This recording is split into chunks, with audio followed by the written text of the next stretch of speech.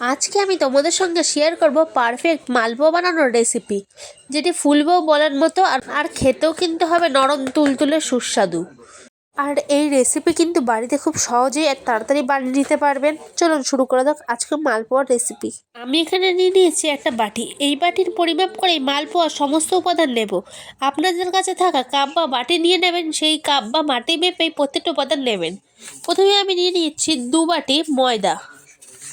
এবার ময়দার মধ্যে দিয়ে দেব যে বাটির মাপে ময়দা নিয়েছি সেই বাটির মাপে 1 বাটি সুজি। আর ওই একই বাটিতে নিয়ে নেব 1 বাটি চিনি। এরপর এর মধ্যে অ্যাড করে দেব সামান্য পরিমাণের নুন।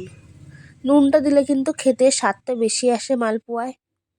এরপর এই সমস্ত শুকনো উপাদানগুলোকে ভালোভাবে মিশিয়ে নিতে হবে। দেখুন আমি একটা চামচির সাহায্যে সব কিছু মিশিয়ে নিচ্ছি ভালোভাবে। মেশানো হয়ে গেলে ভালোভাবে এবার এখানে আমি উষ্ণ গরম জল দিয়ে ব্যাটারটা তৈরি করে নেব। প্রথমে কিন্তু একবারে বেশি করে জল দেবেন না, অল্প অল্প জল দিয়ে ব্যাটারটা আস্তে আস্তে ভালোভাবে তৈরি করে নেবেন।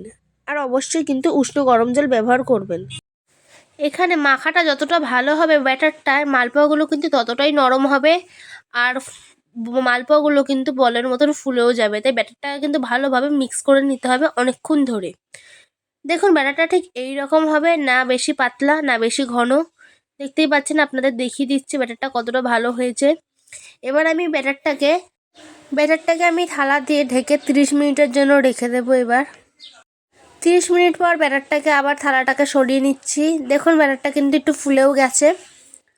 এর মধ্যে দিয়ে দিতে হবে সামান্য পরিমাণে মৌরি দিলে কিন্তু মালপোয়ার ভেতরে একটা সুন্দর স্মেল আসে।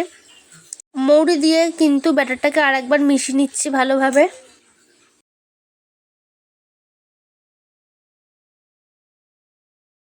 এবার কড়াইতে একটু বেশি করে সাদা তেল দিয়ে তেলটাকে গরম করে নিচ্ছি। আমি এখানে একটা গোল হাতা নিয়ে নিয়েছি। এই হাতার সাহায্যে মালপোয়াগুলোকে আমি ভেজে নেব। দেখুন মালপোয়াগুলো তেলে দিয়েই কিন্তু মালপোয়াগুলো একা একাই বলের মতন ফুলে যাবে।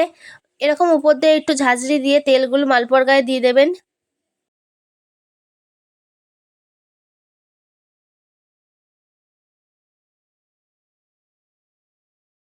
দেখতেই পাচ্ছ মালপোয়াটা দেখতেই কিন্তু খুব লোভনীয় হয়েছে। আর এইভাবে কিন্তু আমি প্রত্যেকটা মালপোয়া ভেজে নিয়েছিলাম। আপনারা বাড়িতে অবশ্যই এই সহজ রেসিপিটা একবার ট্রাই করে দেখবেন। যারা মিষ্টি খেতে ভালোবাসেন তাদের কিন্তু দারুণ লাগবে খেতে। প্রত্যেকটা মালপোয়া কিন্তু খুব ভালোভাবে ফুলছে আর খেতেও কিন্তু নরম আর সুস্বাদু হয়েছে। এই ভিডিওটা যদি আপনাদের ভালো লাগে, লাইক কমেন্ট শেয়ার সাবস্ক্রাইব করে আমার পাশে থাকবেন। আর আপনারা কমেন্ট করে অবশ্যই বলে যাবেন আপনাদের প্রিয় পিঠে বা মিষ্টি কী। আর নেক্সট ভিডিওতে আমি কী রেসিপি আনবো অবশ্যই কিন্তু কমেন্টে বলে যাবেন। নমস্কার, দেখা হচ্ছে নেক্সট ভিডিওতে।